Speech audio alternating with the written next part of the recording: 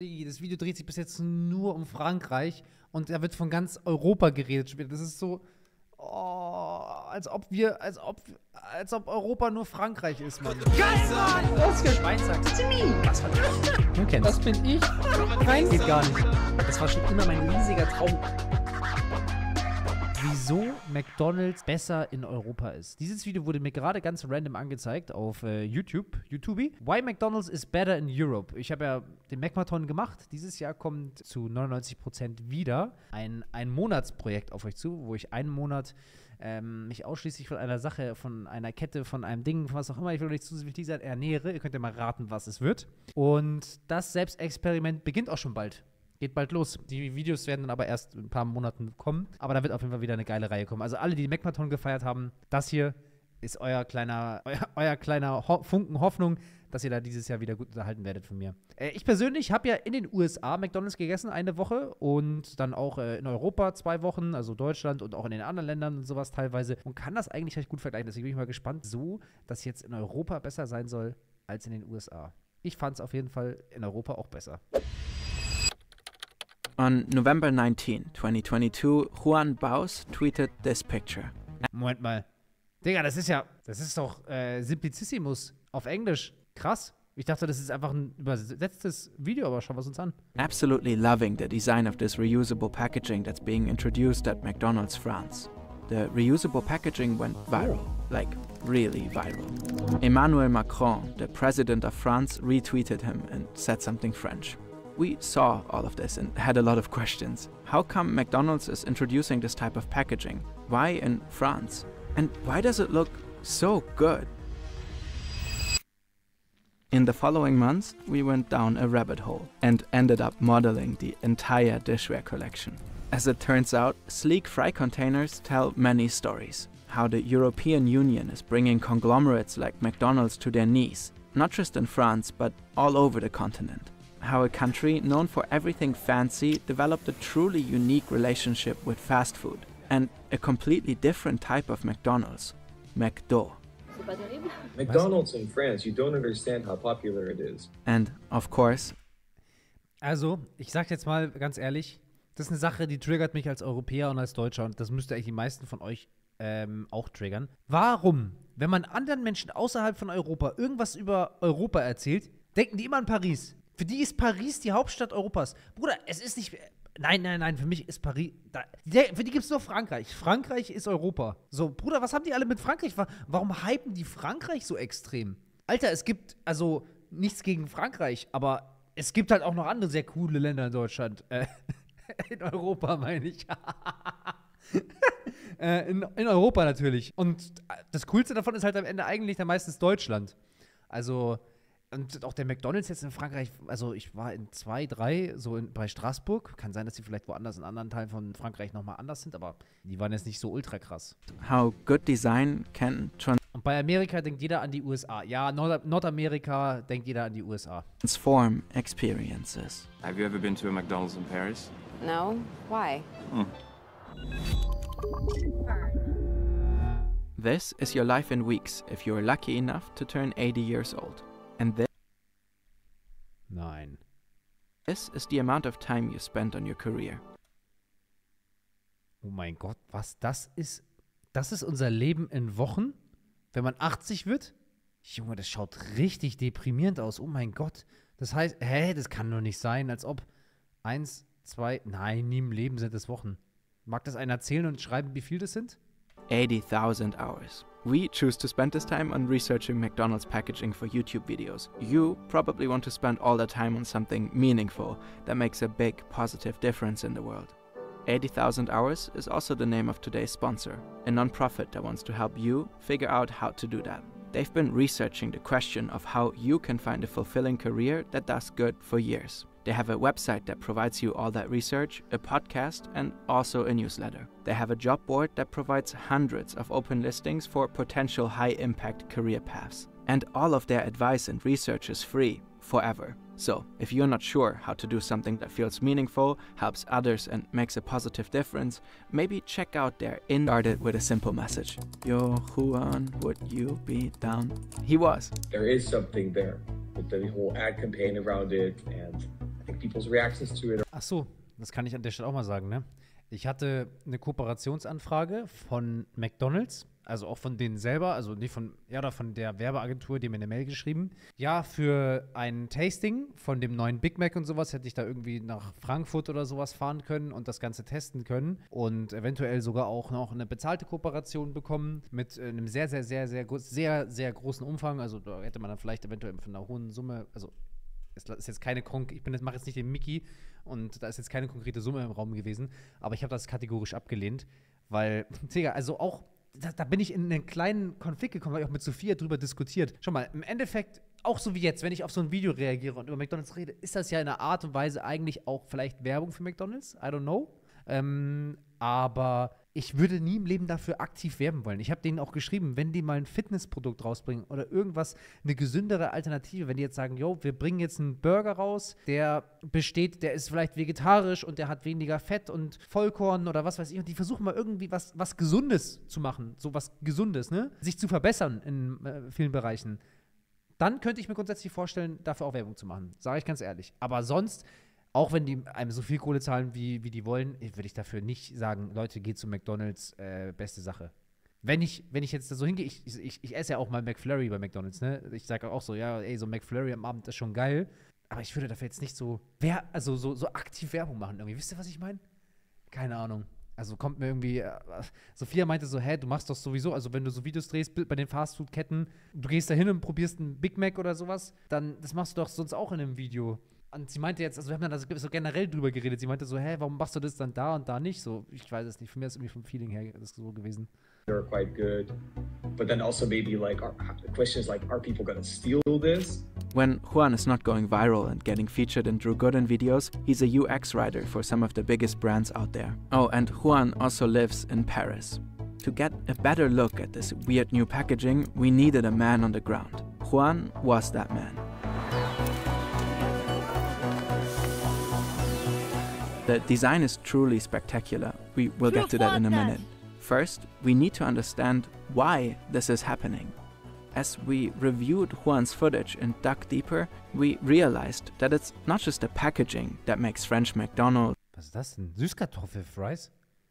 Also, wenn die jetzt zum Beispiel so reusable Packaging rausbringen, das finde ich ist eine geile Sache. Es ist halt ein geiler Step forward, ne? Also wird halt Zeit eigentlich auch. Diese ganze Einwegkacke ist ja auch nicht wirklich machbar. Auf der anderen Seite ist es ein bisschen eklig, keine Ahnung von den Dingern her. Ich weiß ja nicht, so, wie das sauber gemacht wird. Ich hoffe, das wird gescheit sauber gemacht. Dann ist eine gute Sache. Special. Chapter 1. The Rise of McDo. Fast food in France do not seem like a good match. It's the country of fine dining, Michelin stars and long-lasting dinners in cozy bistros.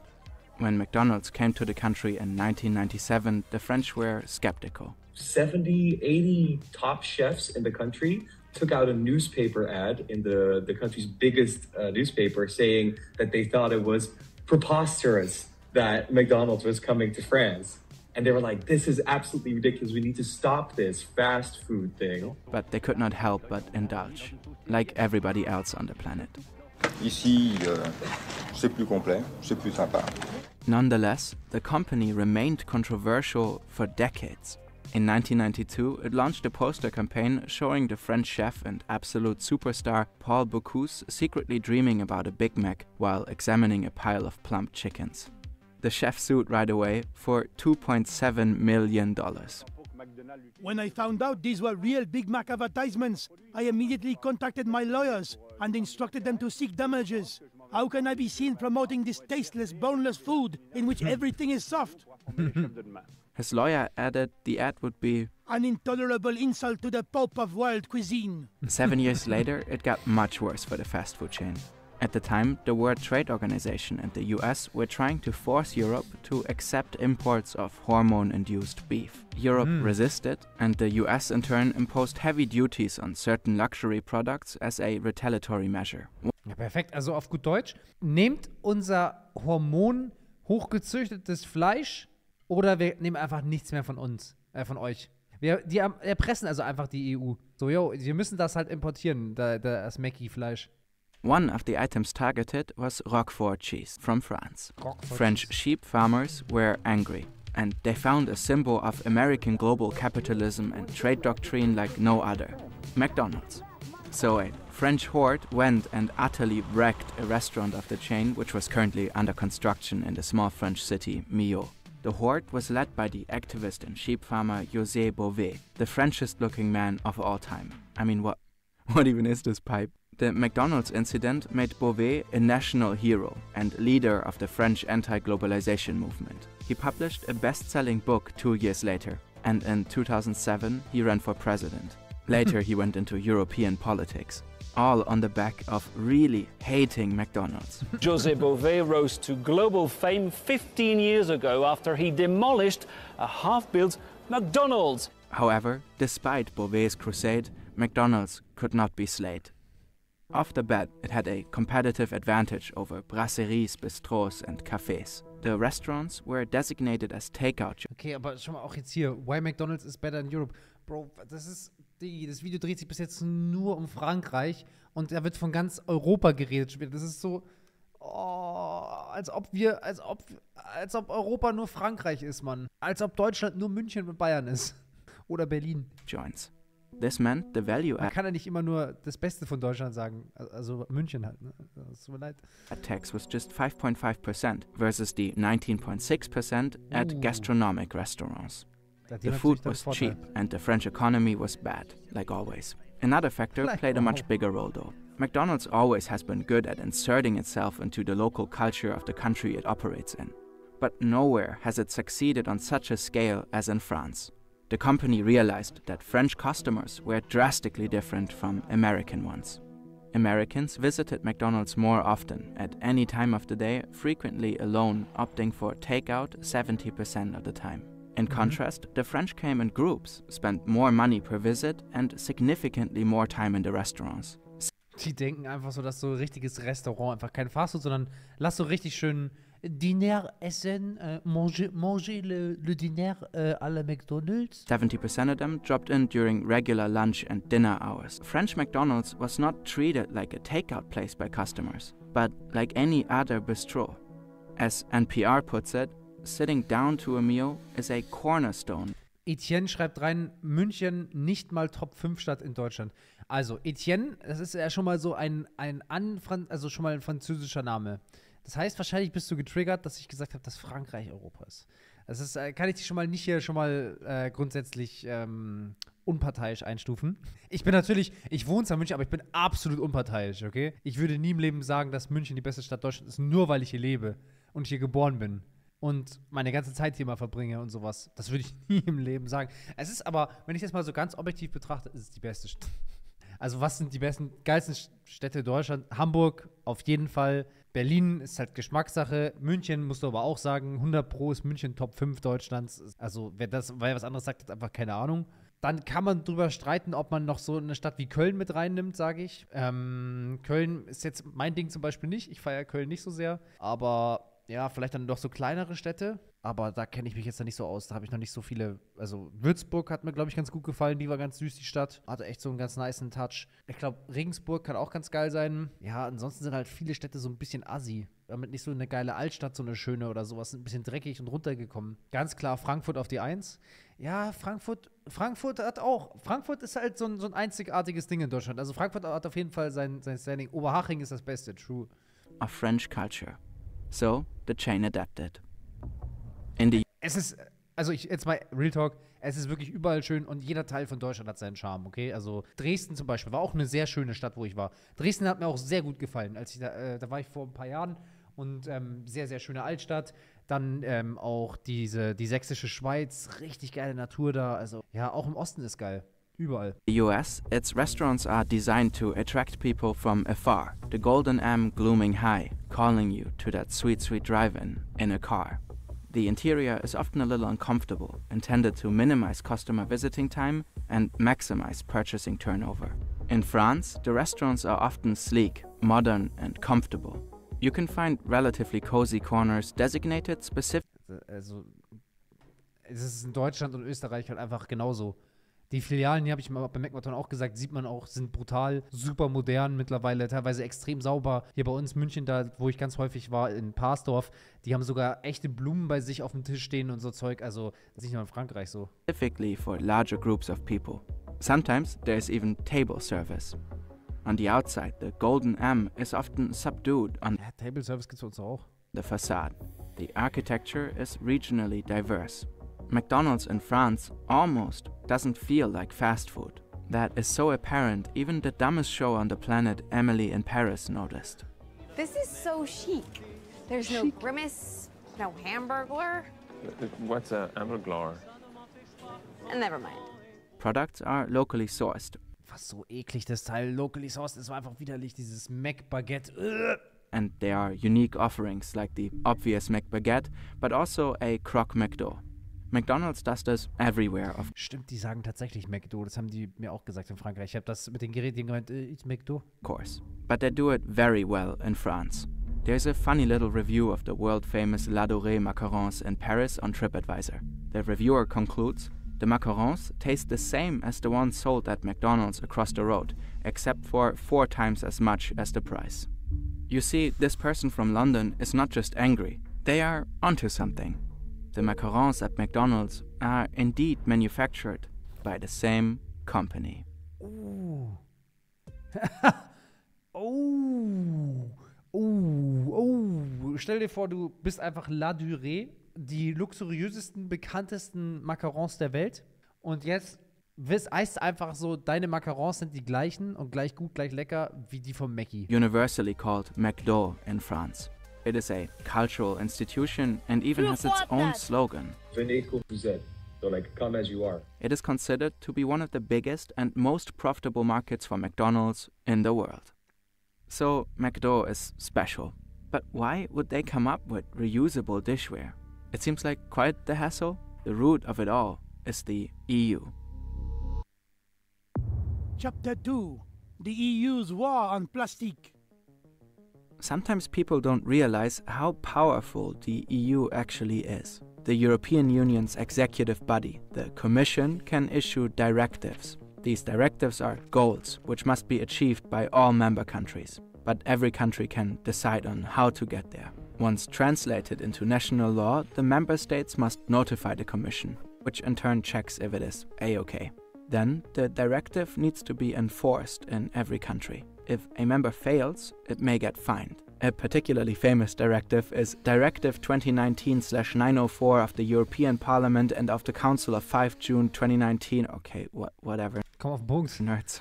Basically, it's a big EU move to reduce the impact of plastic on the environment. This includes the much ridiculed ban of plastic straws and balloon sticks. But in truth, it goes much further than plastic straws becoming paper ones. For example, the directive makes single-use plastic producers pay to clean up single-use trash. And finally, the important point, it forces member countries to find ways to reduce the consumption of single-use plastics.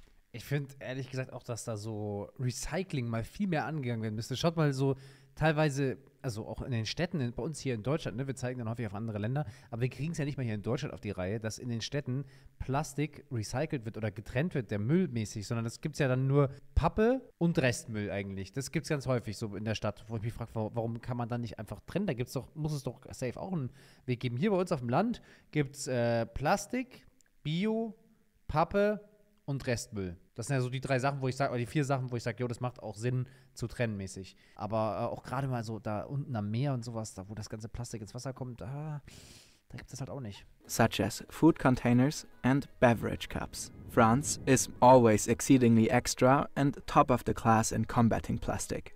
They've gone way above what was expected and banned new single-use plastic packaging from 2040. From early 2025, new plastic packaging has to be made of 100% recycled plastic. And since the beginning of 2023, single-use packaging is banned from French factories. Ja, das ist halt auch eigentlich so eine Sache, die, ja, ihr kennt es, wenn man Essen bestellt, du kriegst den ganzen Styropor-Kram. Fast food restaurants. Which brings us to this. Okay, und weil das da quasi gebannt wurde, Single-Use-Zeug, hat McDonald's das jetzt rausgebracht. Ja, Also ich irgendwie so ganz, also ein bisschen ekle ich mich davor, so, also schaut, keine Ahnung, ich stell's mir so ein bisschen abgesifft vor oder so und dann diesen Plastikdinger da drin, es ist bestimmt eine Gewöhnungssache. Ich habe dann nur so meine hygienischen Bedenken, weil ich irgendwie jetzt McDonald's nicht mehr so ultra krass sauber und mäßig und allem so in Verbindung bringe. Chapter 3. Le dessin est incroyable. When we first chatted with Juan, he shared our initial fascination with the French McDonald's reusable packaging. If you look at the fries basket, like it looks sort of, you can immediately tell what it is, like a McDonald's fries basket. But it looks kind of modern. It looks kind of like, you know, apple-fied. Yeah, they kind of nailed it with the design. Juan also filmed how you ultimately return the dishware. The process seems a lot more dignified than the usual dumping of 500 kilograms of trash into an oversized, nasty, overflowing eat-it-all bin. We went on to model the dishware based on his footage and promotional material. Because why not? It's undeniably French. The design studio behind it is called Ilium. They picked a plastic called ᵂᴱᴿᴮᴁ for the various containers, which is similar to glass and ceramic in its hardness and transparency, and preserves the organoleptic qualities of the food. Vents, graining, striations have all been designed to address their functions in the best possible way. Greasy hands need great grip. The development of this technology took over 2 years. Unsurprisingly, it gets stolen a lot. The reused dishware went viral with good right. But it's just one small part of a much more elegant whole. For a country where eating at the restaurant is the norm, it makes even more sense that the food is not needlessly overpacked anymore. However, it's unclear. Hier, da kommen dann quasi die Teile. Also, es ist ja eine coole Sache auf jeden Fall. Also, safe ein Schritt in die richtige Richtung und wäre cool, wenn das in Deutschland auch eingeführt wird. Ich würde es liebend gern probieren. Clear if relying on reusable plastic is actually more sustainable than switching to long-wearing glass or china. The French government promises to remain vigilant on this question. McDonald's has been doing very tiny steps towards improving their packaging for more than 30 years. Ironically, we made a video in German before knowing about all this, criticizing the chain for greenwashing their enormous trash footprint in Germany and pretend fixing the issue. Some EU directives and one chunky national law later, we get this. Muss man anscheinend einfach nur erzwingen, dann machen die Filme das Ganze auch. Okay, ja, war jetzt kein schlechtes Video, aber why McDonald's is better in Europe, das macht mich einfach fertig. Dass das jetzt also einfach nur in Frankreich gedreht. Ich dachte, da kommen jetzt quasi mehr über verschiedene europäische Länder, aber warum McDonald's in Frankreich am umweltfreundlichsten ist oder sowas, keine Ahnung. Das wäre vielleicht irgendwie sinnvollerer Titel gewesen, I don't know. Aber dennoch, dicker Daumen nach oben, Simplicissimus, Ehrenmänner.